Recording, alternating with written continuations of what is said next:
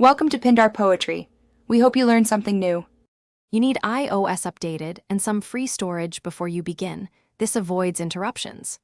Once done, open Settings to verify the latest update, then return to Camera.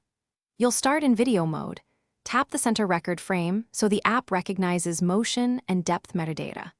Make sure Portrait and Face ID settings are not restricted because cinematic-like depth effects rely on available depth data. Now position your subject and get ready to engage the next, deeper controls.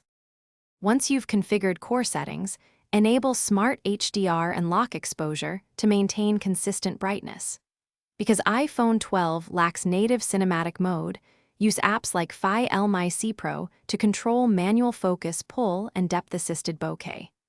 You'll set focus points, adjust aperture-like blur, and use the phone's dual camera data to simulate subject separation. Record in 4K/30 or 1080/60 to preserve detail for you. Finish by reviewing and refining clips.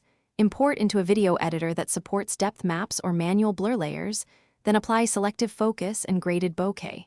Make careful rack focus edits to sell the cinematic effect. Subtlety matters. If the depth feels flat, move the subject farther from the background and add side lighting to enhance separation. Finally, export at a high bitrate and test playback on your sharing platform to confirm the effect holds up.